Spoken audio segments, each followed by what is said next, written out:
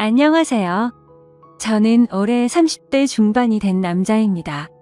주변 사람들에게는 말하기가 너무 창피하고 민망스러워서 익명의 힘을 빌려 많은 분들께 제 얘기를 들려드리고 싶습니다. 농담 삼아 듣지 마시고 가능하다면 부디 힘이 되는 좋은 말씀 한마디씩 해주시면 감사하겠습니다. 우선 제 와이프에 대해서 얘기를 해드리겠습니다. 연애 시절부터 느꼈지만 정말 여자가 맞나 싶을 정도로 남자를 많이 밝히는 그런 스타일이었습니다. 하지만 그때는 콩깍지도 씌었을 뿐더러 결혼하고 애 낳으면 생각도 성격도 많이 달라질 거라 생각했었죠. 아무튼 와이프는 연애 시절부터 남자가 지나가면 눈이 돌아간다든지 휴대폰 안에는 연예인들의 건강미 넘치는 그런 사진들도 가득하더군요. 심지어 차마 남자들조차 보지 않을 법한 그런 영상들도 있는 걸 보고 깜짝 놀랬죠. 하지만 뭐 다 큰 어른이고 충분히 그런 걸 볼 수 있다고 생각했습니다. 하지만 문제는 연애 시절부터 발인기가 다분했었던 것 같습니다. 전 남자친구랑 연락하다가 걸린 것도 몇 번 됐었고 친구들끼리 술 마시고 헌팅해서 알게 된 남자랑 연락을 주고받다 걸린 적도 있습니다. 하지만 관계까지 가진 건 아닌 걸로 알고 있어서 참고 만났던 거죠. 지금 생각해보면 그때 당시에도 술 마시고 연락 두절이 된 게 몇 번 있는데 정황상 사고를 치지 않은 것 같아서 넘겼는데 그 진실도 이제는 알 수가 없을 것 같네요. 사실 대부분의 남성분들은 잘 아실 겁니다. 제 와이프는 모든 남자들이 뒤돌아볼 만큼 인기가 많았습니다. 하지만 결혼한 지도 3년이라는 시간이 지나다 보니 연애 때만큼 그렇게 확 땡기지 않더군요. 그래도 와이프가 너무 밝히는 스타일이다 보니 일주일에 3번 이상 의무적으로 와이프와 좋은 시간을 보냈었습니다. 저희 부부에게는 아내의 욕구가 강하다는 거 말고 정말 서로 아무 문제 없는 그냥 평범한 대한민국의 30대 초반의 앞날을 생각하며 열심히 살아가는 부부였습니다. 그렇게 저희는 평범하게 잘 지내다 제가 장기 출장을 가게 되었습니다. 한 반년 정도를 지방으로 가게 됐던 거죠. 가기 전부터 와이프는 난리가 났습니다. 자신도 회사를 그만두고 따라갈까라고 물어보며 6개월 동안 혼자서 지내면 외로워서 미쳐버릴지도 모른다더군요. 참으로 답답한 소리를 하는 아내가 황당했죠. 일을 그만두면 직장이 바로 구해지지도 않을 뿐더러 저희가 신혼부부도 아니고 6개월을 못 기다려서 일까지 그만두고 따라온다니 저는 많이 당황스러웠죠. 그래서 굳이 혼자 있어서 외로운 거면 친정에라도 가 있으라고 했습니다. 길다면 길고 짧다면 짧은 시간이지만 와이프는 계속해서 직장까지 그만두고 따라가겠다고 아주 성어를 부렸습니다. 그때까지만 해도 6개월 동안 자주 보면 되겠지 무슨 문제라도 생기겠어 라는 마음으로 저는 너무 안일하게 생각했었습니다. 아니 어찌 보면 제 와이프의 실상을 알게 되어서 다행이라면 다행이겠네요.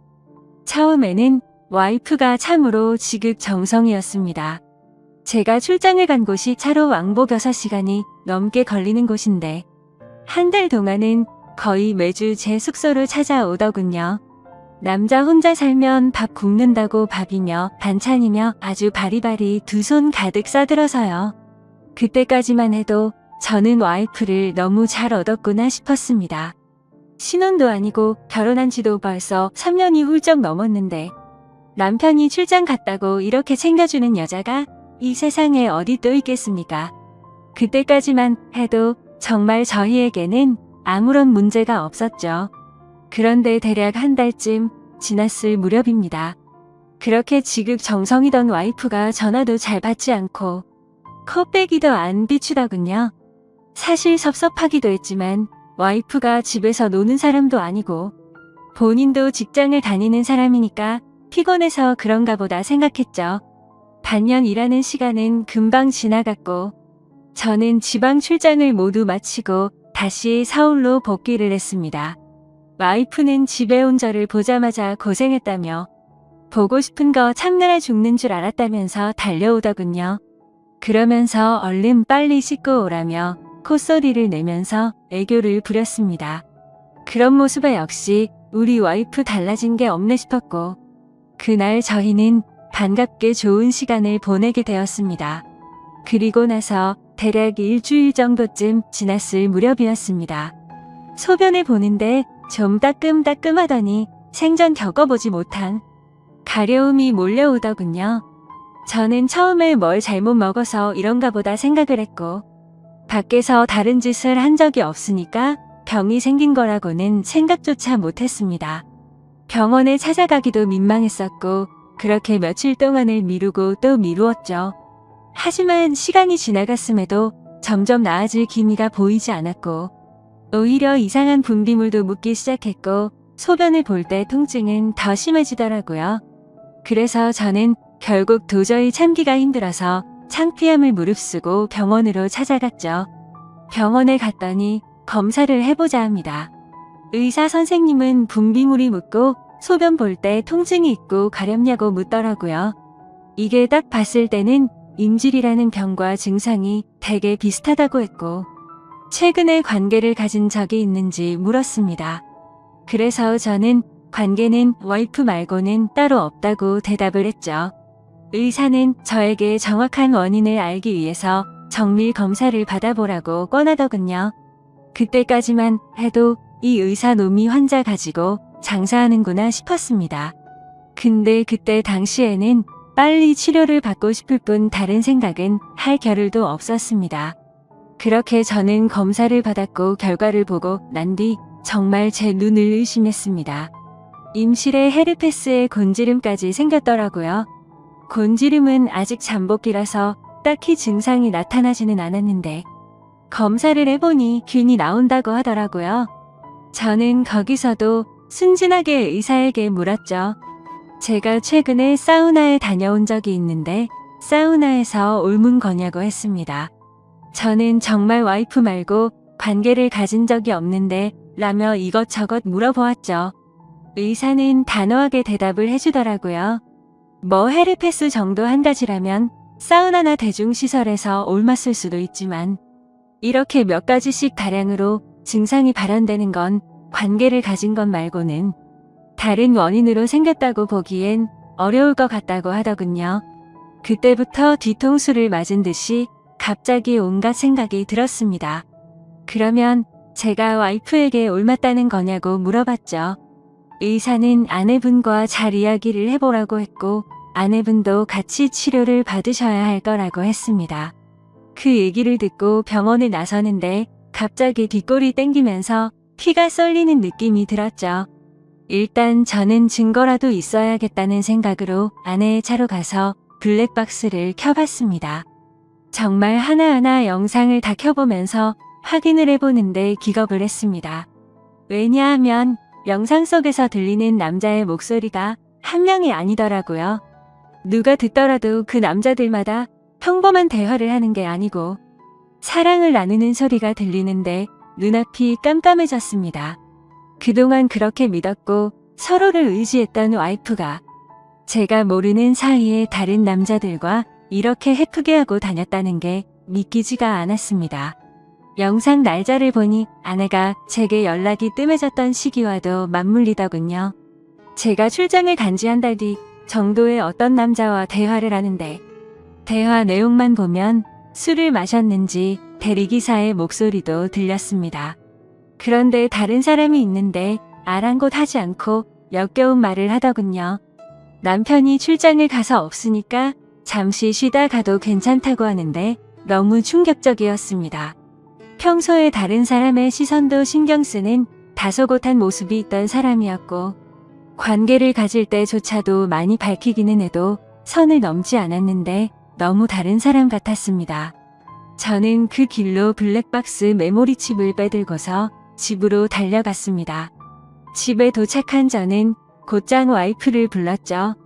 너 지금 내가 어디 갔다 온 줄 아냐고 했고, 비뇨기과 갔다 왔는데 너 도대체 나 없을 때 먼지거리를 하고 다녔냐고 소리를 질렀습니다. 제가 막 소리를 지르면서 화를 내니까 와이프는 덜덜 떨며 무슨 소리냐고 자신이 무슨 짓을 했다고 이러냐고 변명을 하더군요. 그래서 다시 물었습니다. 아무 일도 없는데 갑자기 내 몸에 인질에 헤르페스에 거기다 곤지름까지 생기냐고 했고 나는 너 말고 다른 여자와 보낸 적이 없는데 그럼 이 병은 갑자기 하늘에서 뚝 떨어진 거냐고 했습니다. 내가 1년의 자리를 비운 것도 아니고 고작 6개월 비웠을 뿐인데 그새를 못 참고 딴 놈이랑 붙어 먹었냐고 말했고 거짓말 할 생각은 하지 말라며 블랙박스 메모리 칩을 내려놨습니다.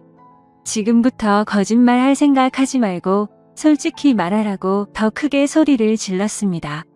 제가 너무 흥분을 했고 증거자료까지 내밀면서 몰아붙이다 보니까 그제서야 와이프는 사실대로 실토하더군요. 아주 여기저기 다 정차하는 버스가 따로 없더군요. 처음에 너무 외로워서 그랬답니다. 회식을 하게 되었고 술에 취해서 결국 실수가 시작되었답니다. 평소부터 자신에게 잘 대해주던 직장 후배인데 같은 방향으로 가는 김에 차에 같이 타게 되었답니다. 근데 술에 너무 취해서 자신도 모르게 많이 외로웠답니다. 그래서 그냥 단순히 술을 한 잔만 더 하고 싶은 생각에 집으로 불러들였고 술을 더 마시다 실수를 해버렸다고 하더군요. 제게는 너무나 소중했던 제 보금자리에서 다른 남자놈이랑 놀아나다니 정말 너무 화가 났고 역겨웠습니다. 그런데 이건 시작에 불과하더군요. 그날 이후로 곱비 풀린 망아지처럼 지냈더군요. 어차피 실수를 시작했고 죄책감에 오히려 더 막 나가게 됐답니다. 근데 참 이해가 안 가지 않나요? 상식적으로 실수를 했다면 더 자숙해야 하는데 오히려 더 이따위 짓을 했다는 걸 보면 언젠가는 이딴 짓을 하고 살았을 사람이란 걸 느꼈습니다. 같이 사고를 쳤던 남자들도 다양해서 참 대단하더군요. 직장 후배를 시작으로 유부녀라는 사람이 낯선 남자와도 시간을 보냈고 애인처럼 주기적으로 만난 사람까지 있더라고요. 저는 당장 그놈들 연락처 다 적으라고 어떤 놈들인지 다 알아야겠다고 몇 번 했는지 또 어떤 놈인지 적으라고 했습니다. 와이프는 처음에 그걸 어떻게 다 기억하냐고 그러면서 못 적겠다고 하더군요. 정말 울컥하더군요. 그딴 짓을 해놓고서 어떻게 다 기억 못하냐면서 따졌습니다. 그럼 정 못 적겠으면 너네 친정집으로 가자고 했습니다. 지금 당장 너희 부모님 앞에서 추궁하겠다고 난리를 치니까 마지못해서 적기 시작하더군요. 참 기가 막혔습니다. 6개월이라는 짧은 기간 동안 시간을 보낸 남자가 무려 5명입니다. 한 번만 만나서 놀았던 놈은 3명이었고 직장 후배와는 3번의 만남을 더 가졌답니다. 가장 많이 만난 놈이랑은 셀 수도 없을 것 같더군요. 근데 더 충격적인 건 가장 많이 만났다는 그놈은 저도 알던 놈이었습니다. 왜냐하면 제가 와이프와 자주 가던 식당의 사장놈이었습니다. 심지어 이 사람은 50대 초반쯤인데 와이프와는 거의 20살 이상이 차이가 났던 거죠. 정말 자존감이 무너져 내렸고 충격적이었습니다. 그 사장놈과 가깝게 지낸 지도 오래되었고 그 집구석 부부와 저희 부부가 함께 술자리도 수차례 가졌기 때문에 배신감은 더 컸습니다. 그런데 도대체 이 사장놈이랑은 언제부터 이딴 짓거리를 했냐고 물었습니다. 관계를 시작하게 된 건 3개월 정도 됐다고 하더군요. 어느 날 와이프는 친구들이랑 그 식당에서 모임을 가지게 됐다고 했습니다. 늦은 시간까지 술자리는 길어졌고 천연덕스럽게 그 사장은 그 자리에 끼었답니다. 그래서 2차까지 가게 되었고 와이프는 술에 취하게 되었답니다. 평소 친분이 있던 식당 사장놈이 데려다 준다고 해서 같이 차를 탔는데 거기까지만 기억이 나고 일어나 보니 같이 잠을 자고 있었다고 하더군요. 그래서 그날 이후부터는 계속해서 만남을 가져왔다고 했습니다. 아마도 이 인간이 없었더라면 더 많고 다양한 남자를 만났겠구나 싶었고 믿고 지낸 지도 오래된 사장놈에 대한 배신감은 이루 말할 수가 없었습니다. 그 사장놈은 저와는 나이 차가 많이 났지만 많이 믿고 의지했던 사이였습니다. 와이프와 만나기 전부터도 친분을 가져왔었고 오죽하면 힘든 시기에는 제가 대출까지 받아가면서 도움을 줬던 사람입니다. 근데 그런 은인에게 이따위 짓을 하는 게 인간이 맞나요? 제 와이프도 인간 같지 않은 건 마찬가지입니다. 하룻밤을 비롯해 5명의 남자들과 만남을 가지고 그것도 모자라서 남편의 지인과 바람까지 피다니. 그것도 20살이 넘게 나이도 많고 자식까지 가진 유부남과 말이죠. 충격에 충격이 이어지다 보니 도대체 어디서부터 어떻게 화를 내야 할지 감조차 오지 않더라고요. 그래서 일단 저는 당장 휴대폰 잠금을 풀라고 했고 카톡을 열어서 메시지 내용을 봤습니다. 그동안의 메시지 내용은 지웠는지 오늘 날짜로 읽지 않은 메시지가 하나 와 있더군요. 이제 민철이가 출장 갔다 왔으니까 못 보는 거냐는 둥. 앞으로 조심하면 되니까 우리 변하지 말자는 둥 역겨운 대화가 와 있더군요. 정말 너무 참담해서 말도 안 나오고 아무 생각도 들지 않더라고요. 그냥 분노에 휩싸였을 뿐 아무것도 보이지가 않았습니다. 그래서 당장 아내를 이끌고 그 사장놈이 하고 있는 식당으로 갔습니다. 식당 안에는 손님들이 있었고 그 사장놈의 아내도 함께 있더군요. 그런데 그때 당시 제 눈에 이미 보이는 건 없었습니다. 들어가자마자 욕을 지르면서 불렀고 바로 멱살을 잡았습니다. 그 사장놈의 아내는 깜짝 놀라서 달려나와서 저를 뜯어 말렸고 저는 온 동네에 소문이 나길 바라는 마음으로 큰 소리로 말했습니다. 이 인간 같지도 않은 인간이 무슨 짓 했는지 아냐고요? 제가 출장 간 사이에 제 와이프랑 바람 피우고 붙어 먹은 지 3개월이 됐다고 말하셨습니다. 와이프는 옆에 서서 울고 있었고 그 사장놈의 아내도 충격을 먹었는지 저보다 더 화를 내면서 남편을 밀치고 멱살 잡고 난리가 났습니다. 그 사이에 손님들은 전부 다 밖으로 나가버렸고 진짜 짐승들처럼 뒤엉켜서 순식간에 개판이 되었습니다. 다음 날에는 그 직장 후배놈도 응징하기 위해서 와이프의 회사로 찾아갔습니다. 조금은 마음이 차분해져서 깽판을 치지는 않았고 다이렉트로 회사 대표와 만났습니다. 내 와이프가 여기 직장 동료랑 바람을 폈다. 딴 거 다 필요 없고 그 사람 자르라고 했습니다. 안 그러면 더 이상 어떤 꼴 날지 모른다고 하니까 바로 알겠다면서 죄송하다고 하더군요. 당연히 와이프도 이 회사에서 그냥 내보내라고 했습니다. 그딴 인간들 여기 둬봤자 여기에 도움될 거 없을 거니까 알아서 하라고 했죠. 와이프와는 이혼을 해야겠다는 생각으로 당분간 얼굴도 마주치지 말자고 했고 집에서 내쫓아 버렸습니다. 저 또한 맨정신으로 버틸 수가 없어서 회사에는 잘 얘기해서 휴가를 냈고 며칠 동안 집에 박혀서 술만 마시고 있었습니다. 옛날 생각도 나고 어떻게 이렇게 됐는지 웃다 울다 사람이 미쳐가는 게 한순간이더군요. 그렇게 3일 정도 지났을 무렵 그 사장놈에게서 메시지가 왔습니다. 저에게 사과를 해도 모자를 파내 오히려 뻔뻔하게 욕을 하더라고요. 조용히 일 처리를 하면 되지 굳이 그렇게까지 해야 했냐면서요.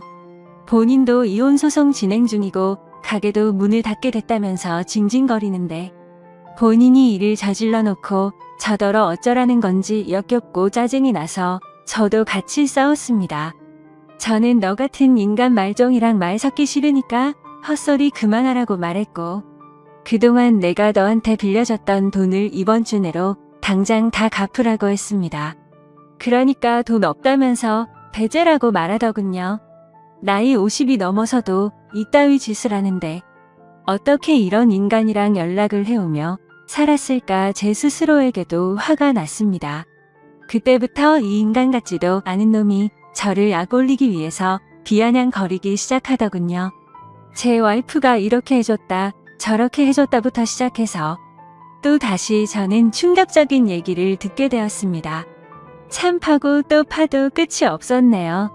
너도 내 덕분에 이혼하게 된 걸 다행으로 알라면서 말하는데 지 친구놈과 셋이서도 어울렸다고 말하더군요. 진짜 이런 인간이었나 싶고 사람의 이중성에 환멸을 느꼈습니다.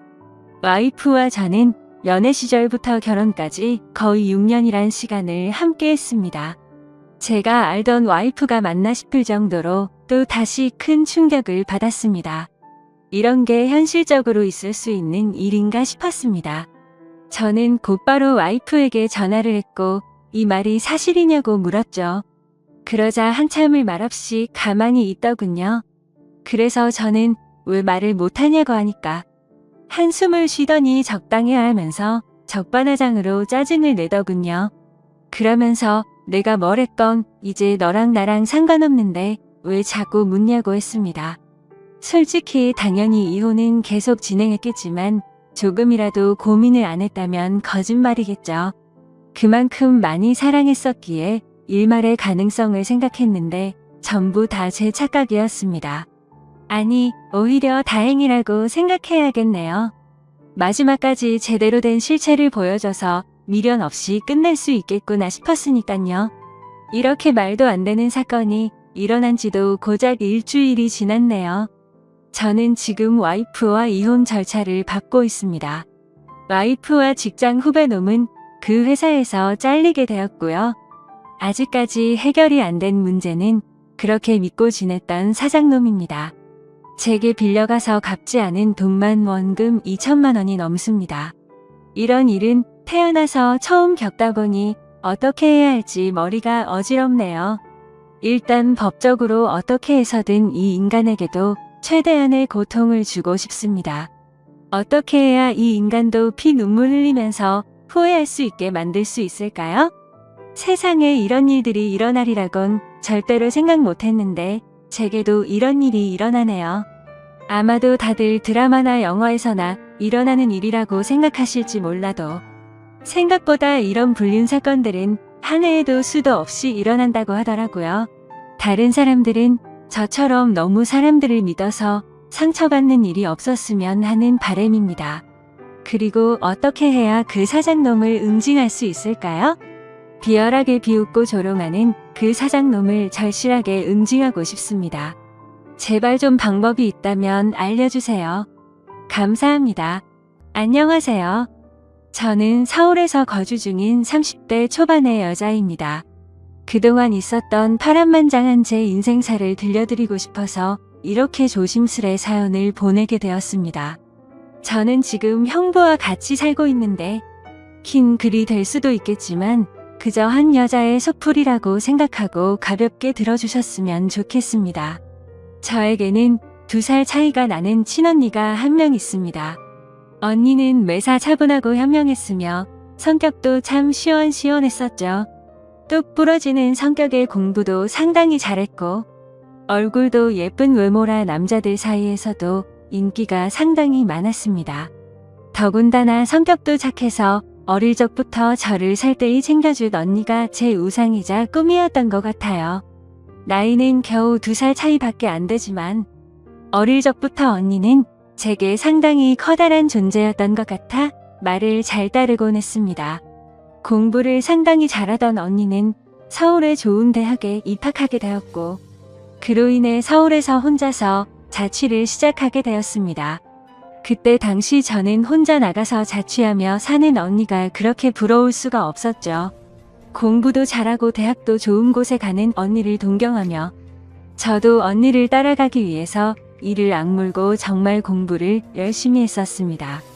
그러다 보니 저도 곧잘 성적이 잘 나왔고 그 덕분에 언니와는 다른 학교지만 나름 서울에 있는 괜찮은 4년제 대학교에 입학을 하게 됐습니다. 저는 너무 행복하고 신났었죠. 그렇게 꿈에 그리던 언니와의 자취 생활과 대학 생활이 너무 기대가 되었습니다. 부모님은 철없는 딸년이라고 핀잔을 주셨지만 내심 서울 4년제 대학에 입학한 딸들을 보며 흐뭇해 하셨었던 것 같습니다. 그렇게 학기가 시작되었고 저는 언니와 같이 살게 되었습니다. 대학 생활을 시작하니 이래저래 시간이 금방 지나가더라고요. 친구들도 여러 명 사귀게 되었고 술집도 처음 가보고 미팅도 하면서 너무 즐겁게 지낸 것 같아요. 그러다 언니는 졸업을 하고 대기업은 아니지만 업계에서 알아준다는 좋은 곳에 취직을 하게 되었습니다. 그리고 얼마 뒤 지금의 형부를 만나게 되었네요. 언니보다는 2살 위였으니 저하고는 4살 차이가 나는 남자였고 언니와 소개팅으로 만났다고 들었습니다. 처음 만났을 때 환하게 웃으며 내가 연희의 동생이야? 라고 말하던 게 정말 엊그제 있었던 일처럼 생생합니다. 저는 언니와 같이 살고 있었기 때문에 형부와는 자주 만났어요. 처음에는 여자 둘이 사는 집에 자꾸 찾아오는 게 불편했지만 너무나 좋은 성격에 항상 밝은 미소를 보여주던 형부였죠. 그리고 언니와 같이 어울리며 놀다 보니 언젠가부터 저도 서서히 편해지더라고요. 2사람은 항상 저를 같이 챙겨주었고 식사나 영화 그리고 술을 마실 때도 함께 했어요. 언젠가부터 그게 너무 좋았고 일상이 된 듯이 같이 노는 게 편해졌습니다. 저와 형부는 아는 오빠 동생 같이 아주 편한 사이가 되었던 거죠. 그렇게 처음 겪어보는 재밌는 일상들을 만끽하였고 평범한 대학 생활을 즐기면서 별탈 없이 잘 지내고 있었습니다. 그런데 하늘이 무너질 만큼 충격적인 일이 생겨버렸죠. 어느 날 갑자기 부모님의 충격적인 사고 소식을 접해야 했습니다. 언니와 제가 사는 자취방에 오셔서 반찬이며 이것저것 가져다 주시고 시골 집으로 내려가시다 차가 반파되는 큰 사고가 났습니다. 여자들끼리 사는 집이 이게 뭐냐며 투덜거리셨던 엄마와 애들한테 잔소리 그만하라는 아빠. 그 모습이 마지막 모습이셨어요. 부모님 2분 다 그 사고로 인해 돌아가시게 되었습니다. 저희 자매는 너무나도 슬픈 그 현실을 어린 나이에 모두 받아들여야만 했습니다. 형부는 장례식장에서 언니의 남자친구라고 주변 분들에게 소개를 하였고 저희 부모님의 마지막 장지까지 함께 해주었습니다. 목 놓아 울다가 너무 힘들어 지치면 형부가 달래주었고 무엇이라도 먹으라며 밖에서 죽까지 사와서 저희들을 챙겨줬었죠.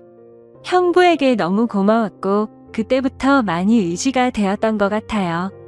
그렇게 부모님을 보내드리고 나니 저희는 졸지에 고아가 되어버린 거나 마찬가지인 상황이 되었습니다.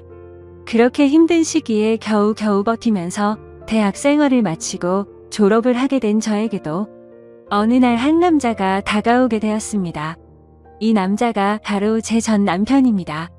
부모님이 돌아가시고 형부와 언니에게 많이 위로받고 기대면서 살았지만 그걸로 제 마음이 채워지기에는 부족했었나 봐요. 자상하게 다가와서 제 말을 잘 들어주던 그 남자와 연애를 하게 되었고 저는 자연스럽게 그 남자에게 제 삶을 기대고 많이 의지하게 되었었죠. 그러다 보니 집에 들어가지 않고 외박을 하는 횟수도 점점 늘게 되었고 안 그러던 제가 갑자기 그런 모습을 보이게 되자 언니와 형부에게 혼도 많이 났었습니다. 그러던 중 저는 그만 사고를 치고 말았습니다. 어리다면 어린 그 나이에 혼전 임신을 하게 되었던 거죠. 지금 생각해보면 정말 미친 짓이라 생각하고 있고 그 시간을 되돌리고 싶은 심정입니다. 물론 지금 제 인생 누구보다 소중한 제 딸아이가 없길 바란다는 뜻이 아니고 전 남편만 되돌리고 싶습니다. 하지만 그때 당시에는 그 남자를 많이 의지했고 사랑했었기에 미래가 행복할 거라 꿈꾸고 아이를 낳자고 마음먹었습니다. 그렇게 저희는 예정에 없었던 결혼을 급하게 하기로 한 거였죠. 그래서 저는 언니와 형부에게 이 사실을 알렸고 정신이 있는 거냐며 많이 혼났었던 것 같습니다. 잘 살 테니 걱정하지 말라고 얘기를 계속 해줬지만 그게 말처럼 쉽게 될 리 없다는 걸 잘 알고 있는 2사람은 저를 많이 설득하려고 했죠. 하지만 뱃속에 제 아이가 있었기에 되돌릴 수 없다는 걸 모두가 알았고 결국 제 의견을 따라서 결혼을 진행하게 되었습니다. 그러나 상견례부터 참 쉽지 않더군요. 그날부터도 많은 일이 있었습니다. 언니와 형부가 상견례 자리에 나와주었고 어른은 없냐며 대놓고 무시하던 시댁. 그리고 그런 경험을 처음 하면서 괜찮은 척하며 땀을 뻘뻘 흘리면서 시댁의 비위를 맞춰주던 형부.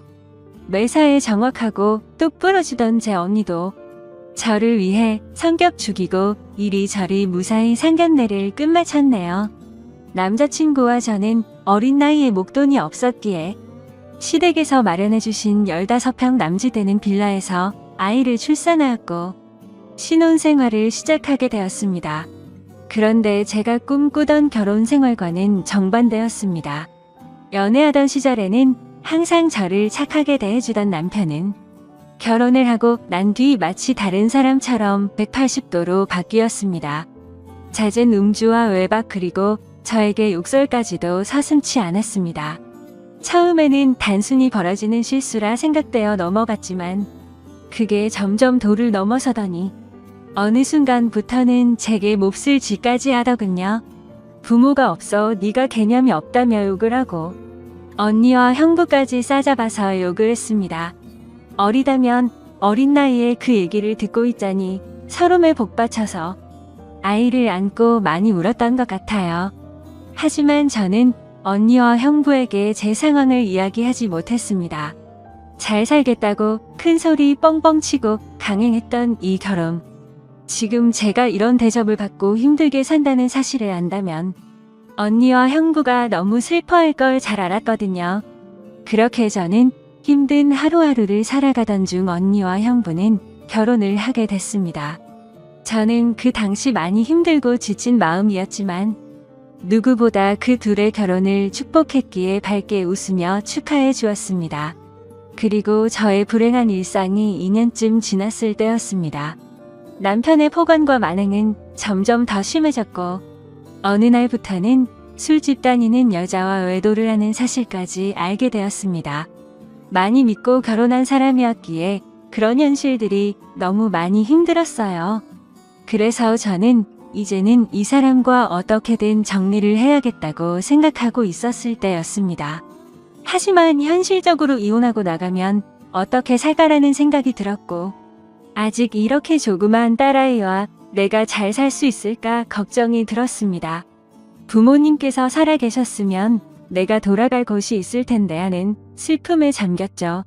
그러다 힘들어 지쳐 딸아이를 데리고 언니를 보러 집으로 찾아갔습니다. 저는 아무런 일 없다는 듯 언니와 식사를 했고 평소대로 일상적인 대화를 나누었습니다. 언니와 식사를 하고 있는 중에 형부가 퇴근하여 집으로 들어왔고 저를 보며 반갑게 맞아줬습니다. 언니네 오게 되면 딸아이 선물도 챙겨서 들어오게 미리 얘기 좀 하라고 하는 형부. 이렇게 정감 있는 인사를 해주며 제 머리를 쓰다듬어 주더라고요. 그런데 얼마 전 남편에게 밀쳐져서 넘어지다 찢어졌던 부분을 건드렸고 저도 모르게 비명소리를 내게 되었습니다. 형부는 깜짝 놀라서 뭐냐고 왜 그러냐고 계속 물어봤죠. 저는 사실대로 말할 수 없어 눈을 못 마주치고 있는데 걱정을 해주는 모습을 보고 있으니 저도 모르게 서름에 복받쳐 갑자기 눈물이 흘렀습니다. 뭔가 이상하다는 느낌을 감지한 건지 형부는 제 몸을 계속 살폈고 눈에 띌 만큼 표정이 급격히 경직되면서 변해갔습니다. 형부는 남편놈이 이런 거냐고 솔직히 말해보라며 저를 다 그쳤고 저는 아니라고 계속 부인했지만 하염없이 나오는 눈물이 제 말이 거짓이라고 저를 대신해서 대답해 주었죠. 결국 그날 그동안 있었던 모든 일에 대해서 솔직하게 말을 했고 형부는 화를 내면서 그 늦은 시간 저를 이끌고 저희 집을 찾아갔습니다. 술을 좀 했는지 소파에 누워서 뒹굴고 있는 남편을 사정없이 멱살을 잡고 흔들기 시작했습니다. 네가 사람 새끼냐고 어떻게 여자한테 그럴 수 있냐며 계속 욕을 했죠. 남편은 그러다 넘어지면서 가구에 부딪혔고 악을 쓰며 소리를 질렀습니다. 형부는 그때부터 정신이 조금 들었는지 잠시 숨을 고르더라고요. 일단 이 상황이 정리가 되어야 할 것 같아 형부를 밖으로 데리고 나가려 하는데 갑자기 남편에게 무릎을 꿇으면서 이야기를 했습니다. 우리 처제 어디 가서 이런 대접 받을 나이 아니라고. 제발 잘 좀 대해주면 안 되겠냐고. 내가 실수해서 다쳤으니 속 풀릴 때까지 자신을 때리라고 하더군요. 제발 부탁을 한다면서 말이죠. 남편은 그런 형부와 울고 있는 저에게 지금까지 해왔던 것, 그 이상의 온갖 욕설을 뱉으며 경찰에 신고를 했습니다. 경찰이 와서 일단 상황은 종료되었지만 절대 합의는 하지 않겠다는 남편 때문에 형부는 결국 재판까지 받게 되었습니다. 자세한 내용은 형부가 절대 말해주지 않아 그 후 어떤 처벌이 이뤄지게 됐는지는 지금도 잘 모르겠습니다. 그런 상황을 겪은 뒤로 저는 확실히 남편과 정리를 할 수 있었고 이도 저도 갈 곳이 없던 저와 딸아이에게 언니와 형부는 손을 내밀어 주었습니다. 그렇게 염치는 없었지만 어쩔 수 없는 상황이었던 저는 결국 언니와 형부와 같이 살게 되었고 차근차근 그동안의 일들을 정리를 했고 이혼 준비를 하게 됐습니다. 이혼 과정이 생각보다 참 복잡한 게 많더라고요. 저 때문에 속이 많이 상했던 형부는 저에게 걱정 말라며 많이 도와주었습니다. 너무 힘들었던 제게는 그때 형부와 언니에게 너무 고마웠어요. 그리고는 예전 처음 형부를 만났을 때처럼 저와 언니 그리고 형부, 거기에 제 딸아이까지 나름 행복한 생활로 돌아올 수 있었습니다. 딸아이는 아주 어려서 그간의 일들을 전혀 인지하지 못합니다. 마냥 이 상황이 당연한 일상인 듯 해맑게 커가고 있었습니다. 어쩌면 다행이었죠.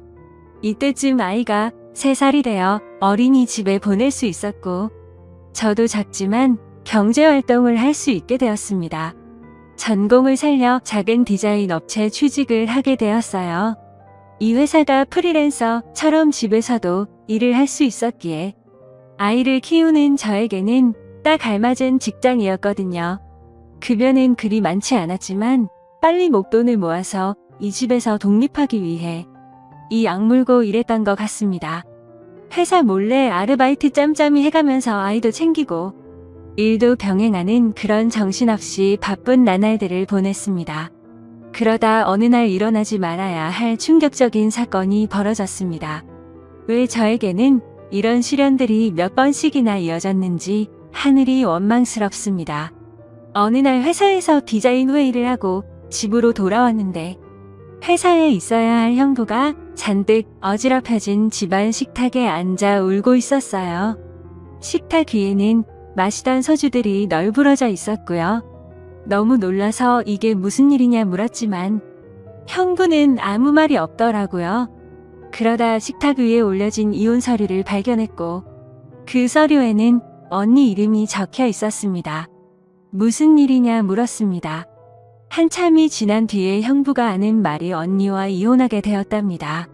언니는 집을 나갔다고 하더라고요. 갑자기 도대체 무슨 말인지 도저히 이해가 안 되었어요. 아무 문제 없이 행복하게 잘 지내고 있는 줄만 알았는데 갑자기 이혼이라니요. 계속 형부에게 물었지만 형부는 그냥 이혼할 거니 그렇게 알라고만 얘기했고 다른 이야기는 해주지 않았습니다. 일단 아이를 챙겨야 했기 때문에 대화는 그렇게 끝났고 바로 언니에게 전화했습니다. 언니는 아무 말도 하지 않았고 저는 무슨 일인지 일단 만나서 이야기하자고 언니를 다독였습니다. 언니와 만났고 이야기를 들었습니다. 언니는 정말 미안하고 몹쓸 짓인 걸 알지만 사랑하는 사람이 생겼다고 말하더군요. 이게 도대체 무슨 말인지 말도 안 나왔습니다. 제가 그렇게 좋아했던 똑순이 언니가 형부가 아닌 사랑하는 사람이 생겼답니다. 너무 화가 났어요. 뭐라고 욕도 나오기 전에 언니의 뺨부터 때렸습니다. 도대체 이게 무슨 짓거리냐고. 형부가 우리한테 얼마나 잘해줬는데 그게 무슨 말이냐고. 내가 잘못 들은 거 맞다고 말하라고 소리를 질러댔습니다. 그런 언니는 그저 미안하답니다. 저를 끝까지 챙겨주지 못하고 무책임하게 떠나게 되어서 미안하다고 하더라고요. 너무나 황당하고 어이가 없어서 말도 제대로 안 나오더군요. 그렇게 저희들을 위해 잘해준 우리 형부가 너무 불쌍해서 저는 정신을 차리고 언니에게 얘기했습니다. 앞으로 너는 내 언니도 아니고 2번 다시 우리 앞에 나타나지 말라고. 내가 너 대신 형부를 끝까지 지켜줄 거니 꺼지라고 했습니다. 그리고 울면서 자리를 나왔습니다. 저도 그렇게 아프게 이혼했는데 그렇게 믿었던 언니가 제 전남편처럼 인간 같지도 않는 짓을 저지르다니 믿어지지가 않았습니다. 집으로 돌아온 저는 말없이 형부를 위로해 주었습니다. 사실 제가 할 수 있는 일이 크게 없었어요. 저도 딸아이와 함께 얹혀 살고 있는 입장이었기 때문에 그저 위로를 해줄 뿐 다른 방법이 없었거든요. 형부는 며칠 동안 출근도 하지 않고 술만 마시며 지냈습니다. 그걸 보다 보니 저는 너무 안쓰러웠습니다. 그래서 그때부터 언니 대신 집안일을 더욱 더 살뜰히 챙겼고 가사, 육아, 일을 병행하게 되었습니다. 너무 바쁘게 움직였지만 그것보다 형부의 충격이 더 걱정되어 힘들다는 생각도 못했었죠. 그러던 어느 날 형부가 저를 불렀습니다. 그리고 봉투 하나를 건네주었는데 1억 원이 수표로 들어있었어요. 그러며 하는 말이 같이 아파트 들어가려고 모아두었던 돈인데 이제 아무것도 필요 없으니 이 돈 가지고 나가서 자기 걱정 말고 행복하게 살라고 합니다. 여기에 계속 있기 불편하지 않겠냐고. 어차피 끝까지 저랑 제 아이 데리고 가려고 했었기에 그 몫을 나누어 주는 거라고 하더군요. 힘든 그 와중에도 제 걱정을 하고 있었다니 눈물이 나서 펑펑 울어버렸어요. 그리고 형부를 꼭 안아주며 내가 같이 지켜줄 거니까 너무 슬퍼하지 말라고 당분간 곁에 있게 해달라고. 형부가 정신 차리면 내가 알아서 나갈 테니 이 돈은 필요 없다고 말했습니다. 형부도 감정이 복받쳤는지 목 놓아 울었고 알겠다면서 고맙다고 말하더라고요. 그렇게 저와 저희 딸아이 형부까지 비록 임시지만 새로운 가족이 되었습니다. 형부는 바랄 게 뭐 있냐고 아무것도 필요 없다며 언니와 조용히 합의 이혼을 했습니다. 왜 이렇게 착한 사람을 상처받게 만드는지 언니가 너무 미웠고 형부에게 미안했습니다. 이렇게 짧은 시간 동안 부모님의 사고 그리고 혼전 임신과 이혼 또 믿었던 언니의 충격적인 배신까지 무려 3가지나 되는 큰일을 연달아 겪었습니다. 형부는 이혼을 한 뒤로 정신을 차리고 일상으로 돌아왔습니다. 저도 마찬가지고요. 서로 많이 의지를 해가며 바쁜 나날들을 보내고 있습니다. 언니가 떠난 충격을 온전히 떨칠 수는 없었지만 그래도 그 슬픔이 어느 정도 가셨을 무렵 작은 월세방을 얻어서 나간다고 형부에게 말했죠. 어느 정도 일상이 제자리를 찾은 것 같아서 제가 살 길을 찾아가겠다고 말했더니 여기가 너희 집인데 어딜 가냐고 화를 내더라고요. 이제 우리 가족인데 어딜 나가냐고요. 끝까지 서로 의지하자며 저를 붙잡더라고요. 형부를 위해서도 이건 아니다 싶어 완강히 거절했지만 이런저런 실랑이 끝에 형부에게 너무 고마운 마음이 들었습니다. 결국 저는 형부의 손을 놓을 수 없었습니다. 저희는 서로 상처받은 사람들이 만든 이상한 가족 구성원이 되었지만 나름 행복하게 잘 살고 있습니다. 지금은 전에 살고 있는 곳보다 조금 더 좋은 아파트로 이사도 했고요. 남들이 이상하게 볼 수도 있겠지만 신경 쓰지 말라고 늘 본인보다 저를 신경 썼어요. 아이 유치원 행사에도 애비 없는 자식 소리 듣지 않게 하려고 아빠처럼 참여해주고요. 남들이 흔히 생각할 수 있는 이상한 관계는 절대 아닙니다. 사실 저조차도 나름 소소한 행복을 느끼며 사는 이 순간이 영원할 것 같진 않습니다. 언젠가는 저도 형부와 떨어져 이곳에서 떠나야 할 거라 생각하고 있고요. 그래도 지금 당장은 현재에 충실해서 행복하게 지내보려고 합니다. 길다면 긴 시간에 많은 일들을 모두 담아 보려다 보니 많이 횡설수설한 것 같네요. 제 이야기 들어주셔서 감사드립니다. 안녕하세요. 저는 올해 32살이 된 남자입니다. 사람 인연이라는 게 참 기묘한 것 같습니다.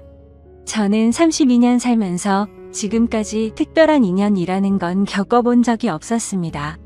외모는 누구에게도 뒤지지는 않는다고 생각해서 연애는 수없이 해봤지만 드라마에서도 볼 법한 그런 특별한 연애는 단 한 번도 못 해봤죠. 그런데 군대에서 만났던 여군 상사와 우연히 재회하게 되었고 그 여자와의 충격적인 일까지 정말 세상은 묘지경인 것 같네요. 자세한 얘기들은 누군지 특정될 수 있어 생략하는 점 이해 부탁드립니다. 일단 저는 전역을 한 지 겨우 3년이 되었고 개인적인 사정이 있어 군대를 나이가 꽉 차서 다녀온 케이스입니다. 제가 군대에 있을 때 제가 근무했던 보직 특성상 수많은 여군들을 만났습니다. 왜냐하면 저희는 예하 부대의 군장비들을 분배해주는 역할을 했고 그만큼 수많은 장교들과 부사관 병사들이 들락거리는 그런 곳이었죠. 근데 그렇게 많은 여군들을 봐왔음에도 어느 날 보게 된 여군의 얼굴을 보고 깜짝 놀랐습니다. 군대를 다녀온 분들은 잘 아시겠지만 군대에 있다 보면 정말 모든 여자가 다 예뻐 보이는 신기한 경험이 있을 겁니다. 그럼에도 불구하고 이 여군 상사를 마주치는 순간 다른 여군들과는 비교도 안 될 정도로 미모가 훌륭했었죠. 오죽하면 나중에 알고 보니 그 여군은 다른 병사들 사이에서도 여배우를 닮았다고 소문이 자자했다고 하더라고요.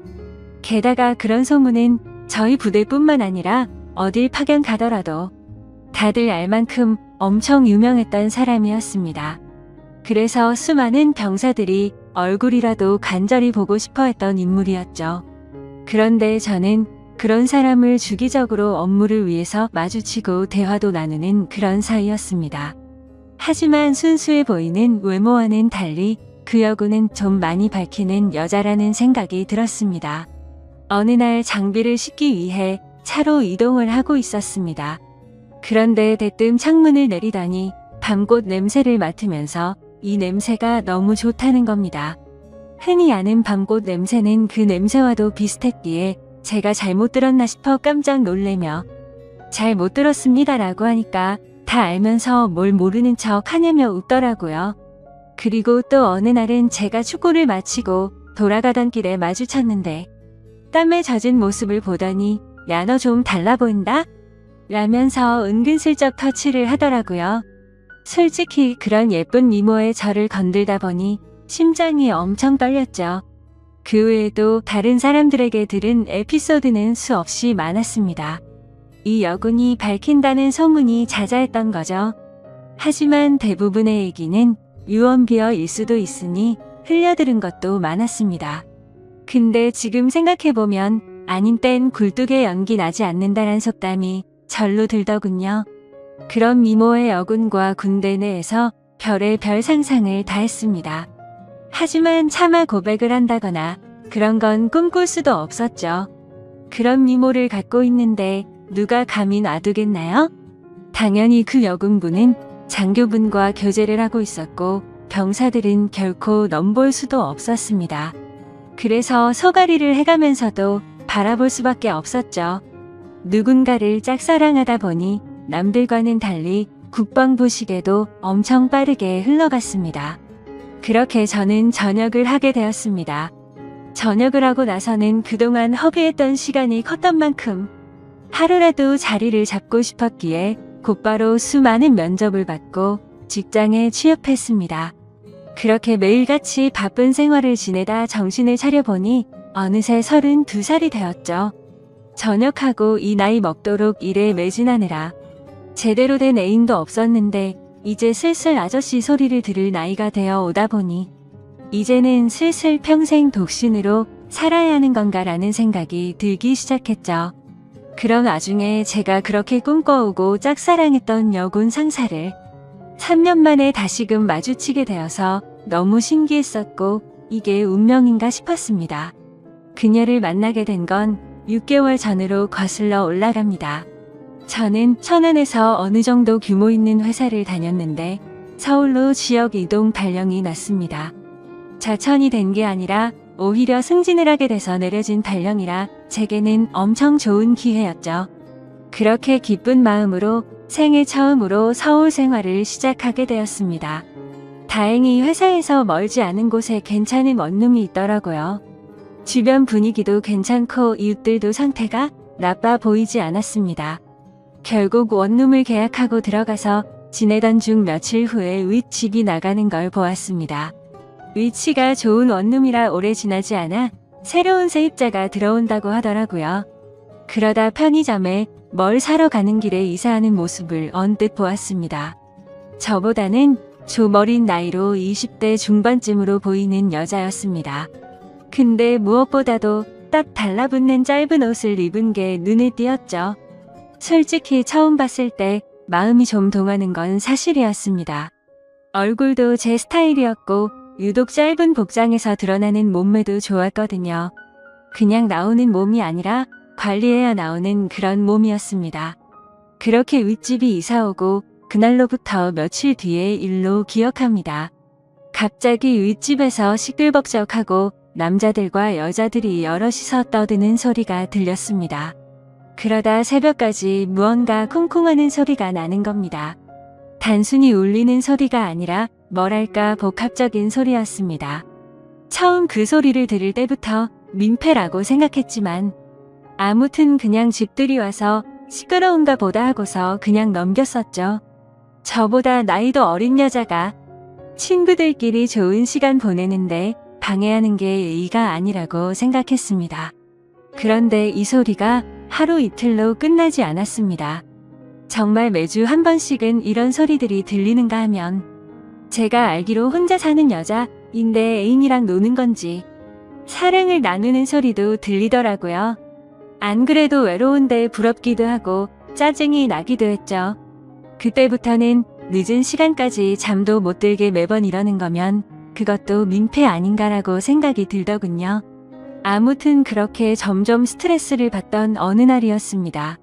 저는 집에서 간단히 먹을거리를 사기 위해서 마트로 갔습니다. 장을 보던 저는 스쳐 지나가던 여자를 보면서 예쁘다 생각하고 있는데 정말 깜짝 놀래서 소리 지를 뻔했습니다. 제가 그렇게 1년 가까이를 짝사랑했던 여군 상사였던 거죠. 사복을 입은 모습은 처음 봤던지라 너무 떨렸고 심장이 두근대서 얼어 있었습니다. 멍하니 쳐다보고 있는데 그녀도 저를 봐서 눈이 마주치게 됐죠. 그렇게 그녀는 돌아서려다가 다시 저를 쳐다보더니 갑자기 저한테 뛰어왔습니다. 단번에 저를 알아보더라고요. 머리카락이 길어서 못 알아볼 뻔했다면서 긴가민가 했는데 엄청 반갑다고 하더군요. 저는 창피하게도 너무 떨려서 말을 얼버무리며 반갑다고 했죠. 그녀는 이게 무슨 누연이냐면서 같이 커피나 한잔하자고 했고 저희는 커피숍으로 향했습니다. 그동안 어떻게 지냈는지 이런저런 얘기를 주고받았고 그 여군 상사는 1년 전쯤 전역을 하게 됐다고 했습니다. 지금은 군대에서 하던 주특기 관련 분야로 취직을 해서 지내고 있다고 했고 이 동네에는 취직을 하게 되면서부터 혼자서 자취를 하고 있다고 하더라고요. 그래서 저는 갑자기 왜 전역을 했는지 물었고 그냥 적성에 맞지 않아서 그만뒀다면서 웃더라고요. 뭔가 웃음이 어색하길래 석연치는 않았지만 뭐 그런가 보다 했죠. 사실 무슨 이유가 됐건 웃는 모습을 보니까 또 다시 심장이 두근대더라고요. 군대에서 군복 입은 모습만 봤을 때도 예뻤지만 사복을 입으니 훨씬 더 예뻐 보였습니다. 그래서 조심스럽게 물어봤습니다. 군대에 계실 때 남자친구랑은 지금도 잘 만나고 있냐고 물었더니 진지하게 만난 것도 아니고 잠깐 만나다 금방 헤어졌다고 하더라고요. 심지어 지금은 솔로로 지낸 지도 꽤 됐다면서 외롭다고 하는데 저에게도 드디어 기회가 왔구나 싶었습니다. 그래서 그때부터 저는 아주 신중하게 그녀를 만나기 위해 조심히 다가갔습니다. 항상 남자들이 줄을 서는 여자였기에 남들처럼 평범해선 승산이 없을 거라고 생각했던 거죠. 그날 이후로 저희는 매주 한 번씩 만나면서 서로 점점 친해지고 있었습니다. 그래서 혹시라도 부담스러워서 멀어질까봐 저는 최대한 제가 좋아한다는 감정을 숨겼었습니다. 하지만 아무리 제 감정을 숨기려고 해도 불쑥불쑥 행동이 먼저 앞서는지 누가 봐도 이 남자는 이 여자를 좋아하는구나 싶을 정도로 바보같이 티가 난 것 같습니다. 그렇게 저희가 처음 재회를 한 지도 한 달이 되어갈 무렵 술 한 잔을 같이 했죠. 그녀는 술에 조금 취했는지 제게 대뜸 그러더라고요. 너 나한테 관심 있는 거 아니었냐며 왜 고백을 안 하냐고 했습니다. 청순한 미모와는 달리 여군 출신답게 정말 거침없이 말을 하는데 그런 모습 또한 이미 제 눈에는 너무나 매력적이었죠. 그래서 저는 네가 나한테 관심 있는 거 아니었냐며 무심하게 얘기를 했더니 술에 취했는지 다짜고짜 팔짱을 끼면서 저한테 관심 있는 거 맞다고 말하더라고요. 그래서 저도 이제는 용기를 내야겠다 싶어서 술을 마시다 진지하게 고백을 했습니다. 사실 군대에서부터 나도 좋아했다며 그땐 남자친구가 있는 걸 알아서 고백을 참았다고 했죠. 그런데 전역하고 나서 진짜 후회를 많이 했는데 이렇게 우연히 만나게 된 걸 보면 우리 인연은 정말 필연인 것 같다고 우리 진지하게 만나보자고 했습니다. 그러자 장난으로 관심 있다고 한 줄 알았던 그녀는 진짜로 제 고백을 받아주게 되었고 저희는 그때부터 연인이 되었습니다. 정말 꿈만 같았죠.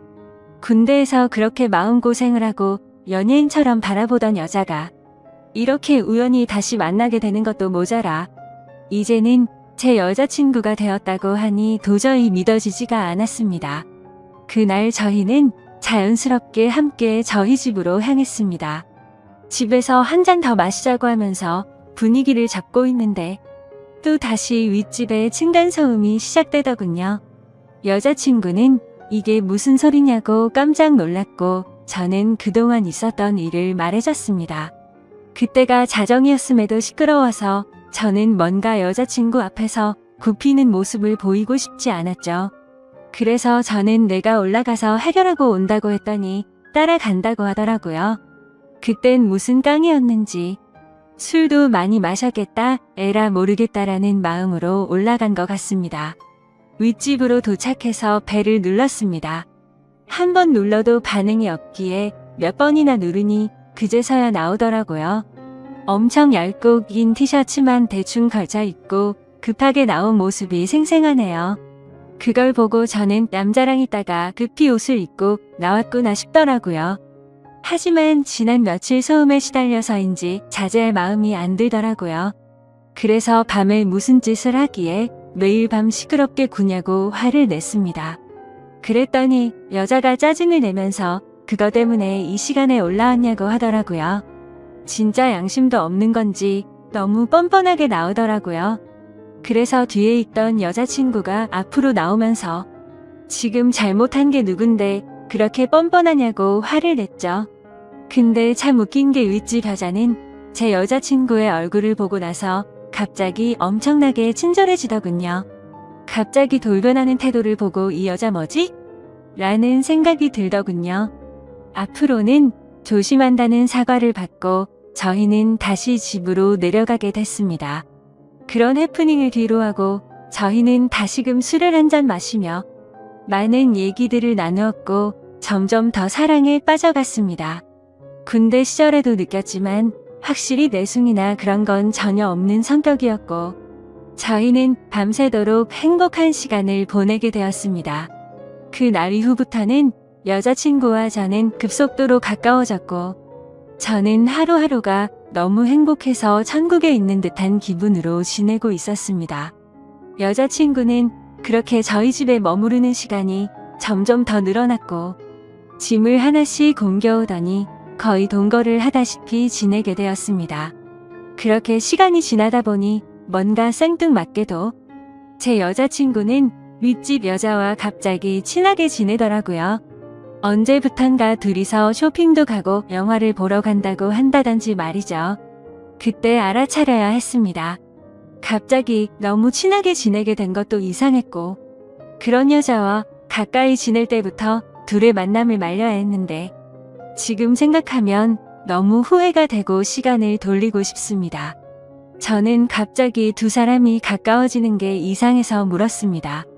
갑자기 왜 모르는 사람이랑 이렇게 친하게 된 거냐고 물었죠. 예전에 층간소음으로 따지러 갔을 때 제 여자친구 얼굴을 보고 친해지고 싶었답니다. 제가 없을 때 윗집 여자가 먼저 저희 집으로 와서 다시 한번 사과도 하고 맛있는 것도 주고 가고 그러면서 점점 친해졌다네요.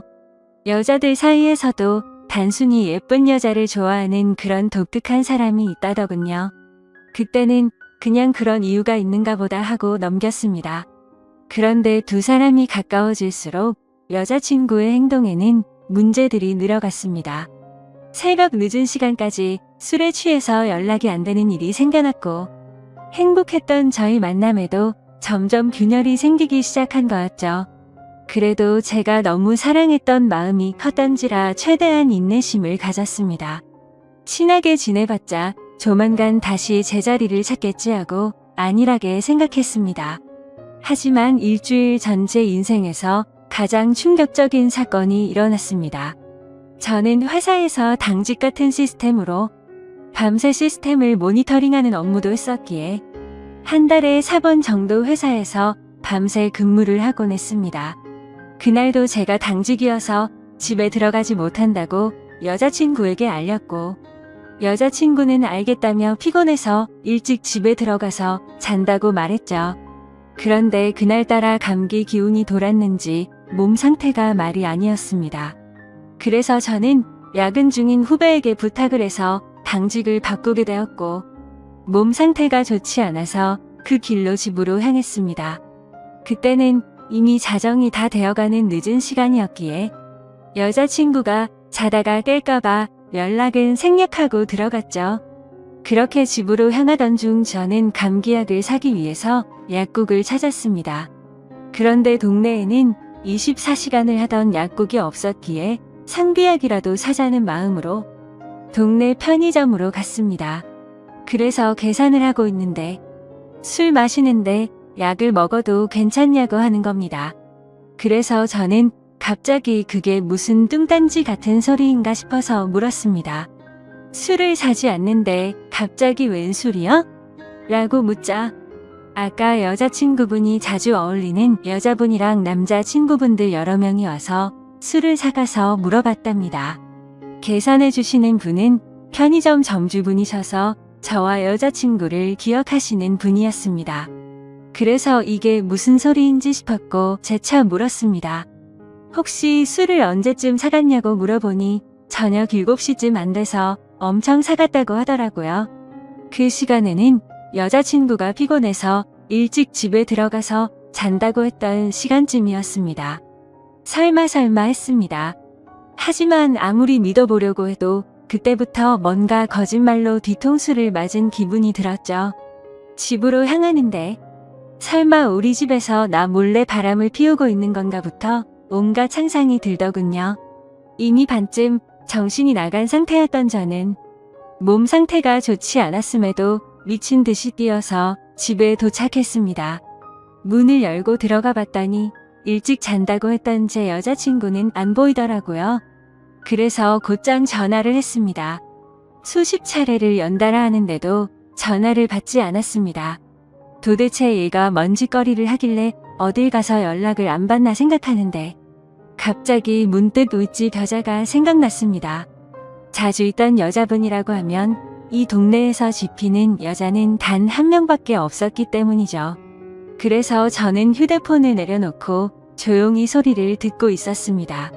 아니나 다를까 조용히 있으니 서서히 들리기 시작했습니다. 윗집에서 항상 들려왔던 시끄러운 소리들이 나더라고요.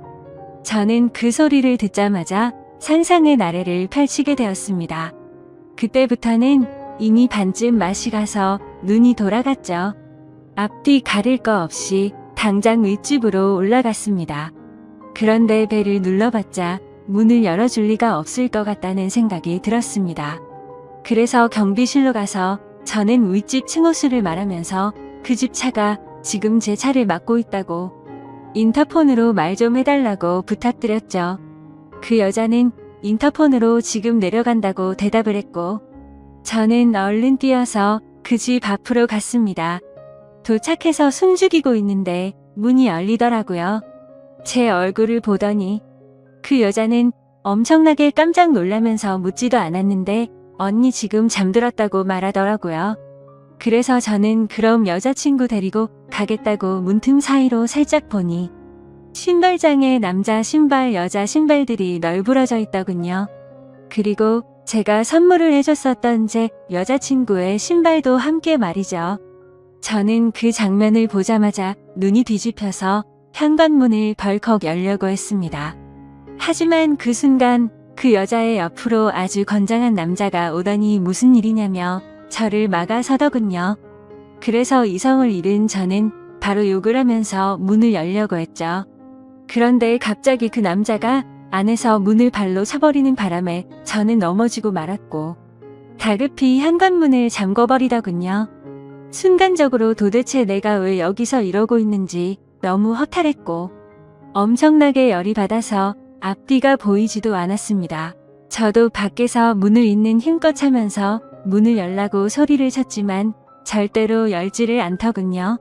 문득 저를 돌아보니 제 스스로가 너무 비참했습니다. 분명히 여자친구가 안에 있는데 저를 무시하고 배신하는 모습을 보고 소리쳤습니다. 이 시간 이후로 절대 핑계 따위 필요 없고 다시는 내 눈앞에 띄지 말라고요. 그렇게 저는 모든 걸 포기한다는 마음을 안고서 집으로 내려갔습니다.